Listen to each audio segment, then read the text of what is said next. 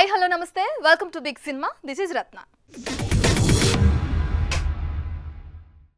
చిరంజీవి గత 40 ఏళ్లుగా సినీ ఇండస్ట్రీని ఒంటి చేత్తో ఏలుతున్న ఈ స్టార్ హీరో రీఎంట్రీ తర్వాత చేసిన సినిమాలు ఆయన రేంజ్కి తగ్గట్టుగా లేవనే చెప్పాలి.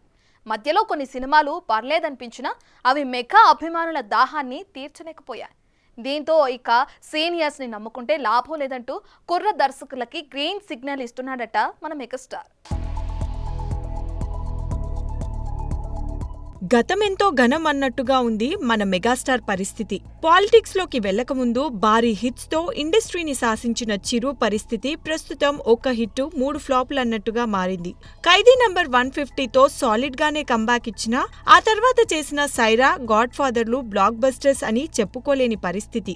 ఇక ఆచార్య, బోలా శంకర్ల గూర్చి ఎంత తక్కువ చెప్పుకుంటే అంత మంచిది. ఇలా సాలిడ్ హిట్స్ కోసం మొహం వాచిపోయేలా ఉన్న మెగాస్టార్ ఇక సీనియర్ డైరెక్టర్స్ ని నమ్ముకుంటే లాభం లేదని కుర్ర దర్శకుల కథలకి గ్రీన్ సిగ్నల్ ఇచ్చే పనిలో పడ్డాడట. ఈ క్రమంలోనే ఇప్పుడు మెగా ఫ్యాన్స్ కి షాక్ ఇస్తూ దసరా ఫేమ్ శ్రీకాంత్ ఓడెల కథని ఓకే చేశాడని తెలుస్తోంది. ఈ కాంబోనే షాక్ అంటే నాని ఈ సినిమాకి సహనిర్మాత కావడం మరో ఆశ్చర్యకరమైన అంశం. ఇక శ్రీకాంత్ ఓడెల టాలెంట్ గుర్తించి దర్శకుడిగా పరిచయం చేసింది కూడా నానినే. దసరాతో శ్రీకాంత్ ఓడెల తన స్టామినా ఏమిటో చూపించాడు. ఆ తర్వాత కూడా ది పారడైజ్ అనే మరో సినిమా కూడా నానితోనే చేస్తున్నాడని తెలిసింది. ఇక దొరికిన గ్యాప్ లో చిరంజీవి కోసం కథ రాసుకోవడం, అది చిరుకి వినిపించడం, ఆయన ఓకే అనేయడం, అధికారిక ప్రకటన కూడా రావడం చకచకా జరిగిపోయాయి. దీంతో పాటు మరో 2 యంగ్ డైరెక్టర్స్ ని కూడా లైనప్ లో పెడుతున్నాడట మన మెగాస్టార్. వీటిలో బ్లాక్ బస్టర్ హిట్స్ దర్శకుడు అనిల్ రావిపూడితో ఓ సాలిడ్ ఎంటర్టైనర్ ఒకటైతే, pan India sensation Sandeep Reddy వంగాతో మరో సినిమా ఖరారైనట్టుగా తెలుస్తోంది. ఏది ఏమైనా 70 ఏళ్ల వయసుకి దగ్గర పడుతున్న వయసు శరీరానికే కాని మనసుకి కాదంటూ వరుస సినిమాలు, అది కూడా కుర్ర దర్శకులతో లైనప్ లో పెడుతున్నాడంటే మెగాస్టార్ కి హ్యాట్స్ ఆఫ్ అనే చెప్పాలి. కాంబినేషన్ సినీ ఇండస్ట్రీలో సినిమాల బిజినెస్లన్నీ దీని చుట్టే తిరుగుతాయనటంలో ఆశ్చర్యం లేదు. కొన్నిసార్లు కథల కన్నా కాంబినేషన్లని నమ్ముకునే సినిమాలు తీస్తుంటారు. వీటిలో కొన్ని బోల్తా కొడుతుంటే మరికొన్ని బాక్స్ ఆఫీస్ వద్ద కనక వర్షం కురిపిస్తుంటాయి. ఇలా థియేటర్లో కలెక్షన్ల సునామీతో పాటు అనేక అవార్డులు కొల్లగొట్టిన ఈ కాంబో మరోసారి జత కడుతుంది అన్న వార్తలు ఇప్పుడు నెట్టింట తెగ సందడి చేస్తున్నాయి. రంగస్థలం సుక్కు రామ్ చరణ్ కాంబోలో వచ్చిన ఈ సినిమా రివార్డులతో పాటు ఎన్నో అవార్డులను కొల్లగొట్టిన సంగతి తెలిసిందే. ముఖ్యంగా రామ్ చరణ్ నటనకి, సుకుమార్ టేకింగ్ కి ఆడియన్స్ మెస్మరైజ్ అయిపోయారు. దీంతో వీరి కాంబోలో మళ్లీ సినిమా ఎప్పుడొస్తుందా అంటూ ఈగర్ గా వెయిట్ చేస్తున్న మెగా అభిమానులకి త్వరలో గుడ్ న్యూస్ చెప్పనున్నారని తెలుస్తోంది. పుష్ప 2ని పూర్తి చేసుకున్న సుకుమార్ త్వరలో రామ్ చరణ్ తో మరోసారి జత కట్టనున్నాడని, చరణ్ కి జోడీగా lady super star Sai Pallavi నటించనుందని, అతి త్వరలో ఈ సినిమా పట్టాలెక్కనుందని ఇలా సరికొత్త వార్తలు ఇప్పుడు నెట్టింట తెగ సందడి చేస్తుండటంతో తెగ మురిసిపోతున్నారట మెగా అభిమానులు. ఇక ఇప్పటికే Ram Charan back to back సినిమాలతో ప్రేక్షకుల ముందుకు వచ్చేందుకు ప్రయత్నిస్తున్న సంగతి కూడా తెలిసిందే. శంకర్ దర్శకత్వంలో ఇప్పటికే పూర్తి అయిన గేమ్ చేంజర్ సినిమా జనవరి నెలలో సంక్రాంతి కానుకగా విడుదల కాబోతోంది. మరోవైపు ఇటీవలే ప్రారంభమైన బుచ్చిబాబు సినిమాని సైతం వచ్చే ఏడాది చివరి వరకు రిలీజ్ చేసేందుకు ప్రయత్నాలు చేస్తున్నాడు మన గ్లోబల్ స్టార్. ఇకపోతే పుష్ప 2తో నేషనల్ సెన్సేషన్ అయిన సుక్కు మరోసారి రామ్ చరణ్ తో సినిమా తీస్తే మాత్రం అంతకు మించి ఉంటుందని ఇప్పటి నుండే లెక్కలేసుకుంటున్నారట మూవీ లవర్స్. చూడాలి మరి సిల్వర్ స్క్రీన్ పై ఈ కాంబో ఇంకెన్ని మ్యాజిక్లు చేస్తుందో. పెళ్లిళ్ళు, విడాకులు, లవ్లు, బ్రేకప్లు, ఇలా ఏదో ఒక క్రేజీ అప్డేట్తో సినీ ఇండస్ట్రీ నిత్యం వార్తల్లో హైలైట్ అవుతూనే ఉంది. తాజాగా ఎప్పుడెప్పుడు మా హీరో పెళ్లిపీటలు ఎక్కుతాడా అని ఎప్పటినుంచో ఎదురు చూస్తున్న అభిమానుల కోరిక నెరవేరుస్తూ ఈ రోజే పెళ్లిపీటలెక్కి తన ప్రేయసి మెళ్ళలో 3 ముళ్ళు వేయనున్నాడట ఈ అక్కినేని అబ్బాయి. నాగ చైతన్య సమాంతతో వివాహ బంధానికి అర్ధాంతరంగా విడాకులతో ఎండ్ కార్డ్ వేసిన ఈ స్టార్ కిడ్ విడాకులిచ్చిన కొద్ది రోజులకే శోభితా ధూళిపాళ్లతో రిలేషన్ మెయింటైన్ చేస్తున్నట్లు గాసిప్స్ వినిపించాయి. వాటిని నిజం చేస్తూ ఇటీవల వీరిద్దరూ ఆగస్టు 8న నిశ్చితార్థం చేసుకున్నారు. దాన్ని నాగార్జున తన సోషల్ మీడియా అకౌంట్ ద్వారా తెలియజేసిన సంగతి తెలిసిందే. ఇక గత కొన్ని రోజుల కిందటే పెళ్లి పనులు మొదలెట్టిన ఈ జంట ఎట్టకేలకి ఈ రోజు రాత్రి 1 కానున్నట్లు సమాచారం.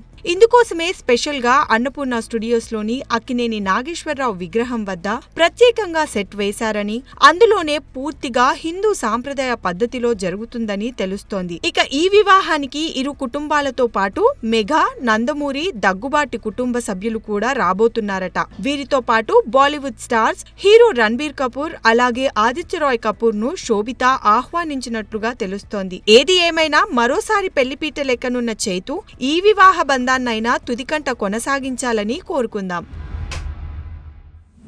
సినిమాలో ఏ ముహూర్తాన తగ్గేదేలే అంటూ సుక్కు డైలాగ్ రాశాడో కానీ అప్పటి నుంచి అస్సలు తగ్గేదేలే అంటూ దూసుకెళ్తున్నాడు మన ఐకాన్ స్టార్. సినిమా విడుదలయ్యాక కాదు, విడుదలకి ముందే రికార్డ్స్ కొల్లగొడతానంటూ బాక్సాఫీస్ వద్ద తెగ సందడి చేస్తున్నాడు. ఈ క్రమంలో తాజాగా మరో రికార్డ్ని తన ఖాతాలో వేసుకుని ఇది ఈ పుష్పగాడి దెబ్బ అంటూ ఇండియన్ సినీ ఇండస్ట్రీకి గట్టి వార్నింగే ఇస్తున్నాడు. పుష్ప పుష్ప పుష్ప ఇప్పుడు ఎక్కడ చూసినా ఈ సినిమా నామస్మరణే. 3 ఏళ్ల కింద వచ్చిన పుష్ప సినిమాకి సీక్వెల్ గా వస్తున్న పుష్ప 2 సినిమా కోసం సినీ లవర్స్ ఏ రేంజ్ లో ఎదురు చూస్తున్నారో బుకింగ్స్ చూస్తేనే అర్థమవుతుంది. సినిమాని 12,500 స్క్రీన్లలో రిలీజ్ చేస్తున్నా డబ్బులు వేలకి వేలు పెట్టినా టికెట్స్ దొరకట్లేదంటే పుష్పరాజ్ కి ఎంత డిమాండ్ ఉందో తెలుస్తోంది. ఇక పుష్పరాజ్ థియేటర్ లోకి ఎంట్రీ ఇస్తున్నాడంటే బాలీవుడ్ సినిమాలు భయపడే పరిస్థితి. ఇప్పటికే పుష్ప 2 ప్రీ రిలీజ్ బిజినెస్ 1000 కోట్లు చేసిందన్న వార్తలు చూసి ఇండియన్ ఇండస్ట్రీ మొత్తం నోర్లెళ్లబెట్టింది. ఇవి చాలవన్నట్లు ఇప్పుడు కేవలం అడ్వాన్స్ బుకింగ్స్ తోనే 100 కోట్లు రాబట్టి ఏ స్టార్ అయినా నా తర్వాతే అంటూ ఘనంగా చాటి చెబుతున్నాడు మన ఐకాన్ స్టార్. ఇక ఇప్పటికీ బాలీవుడ్ లో కొంతమంది స్టార్లు 100 కోట్లు కొట్టేందుకు కింద మీద పడుతుంటే మన బన్నీ మాత్రం కేవలం అడ్వాన్స్ బుకింగ్స్ తోనే ఆ 100 కోట్లను రాబట్టాడంటే ఈ పుష్పగాడు ఇండస్ట్రీని ఏ రేంజ్ లో రూల్ చేస్తున్నాడో అర్థమవుతుంది. చూడాలి మరి, విడుదలకు ముందే రికార్డ్స్ కొల్లగొడుతున్న పుష్పరాజ్ విడుదలయ్యాక ఇంకెన్ని రికార్డ్స్ లిఖిస్తాడు. 29వ యూరోపియన్ యూనియన్ ఫిల్మ్ ఫెస్టివల్ ని హైదరాబాద్లోని ప్రసాద్ ల్యాబ్స్ లో ఘనంగా నిర్వహిస్తుంది హైదరాబాద్ ఫిల్మ్ క్లబ్. డిసెంబర్ 6 నుంచి 15 వరకు 10 రోజుల పాటు ప్రసాద్ ల్యాబ్స్ ప్రివ్యూ థియేటర్లో జరగనున్న ఈ ఫెస్టివల్ ని అందరూ ఆదరించాలంటూ ప్రెస్ మీట్ ఏర్పాటు చేశారు ఫెస్టివల్ నిర్వాహకులు. సినిమా అనేది ఒక మూమెంట్, ఆ మూమెంట్ని ఎగ్జిస్టెన్స్లో ఉంచేవే ఫిలిం క్లబ్స్. ఆ ఫిలిం క్లబ్స్కి ఇలాంటి వాళ్ళ ప్రోత్సాహం లేకపోతే సినిమా అనే ఒక లాంగ్వేజ్ ఎందుకైతే స్టార్ట్ అయిందో ఆ సినిమా అనేది కాన్సెప్ట్ ఓరియంటెడ్ ఆర్టిస్టిక్ వాల్యూస్తో వచ్చే సినిమాలు కనుమరుగైపోతాయి.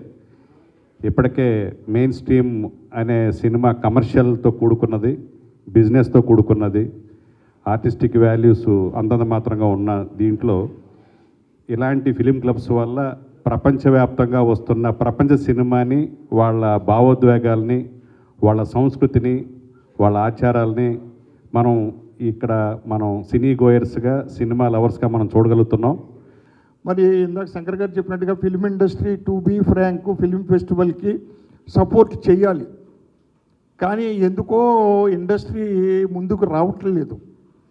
ఇదే కాదు, సినిమానే నెగ్లెక్ట్ చేసింది 2 రాష్ట్రాలు కూడా. ఇప్పుడు ప్రస్తుతం పెద్ద సపోర్టింగ్గా ఉండలేదు 2 రాష్ట్రాలు కూడా.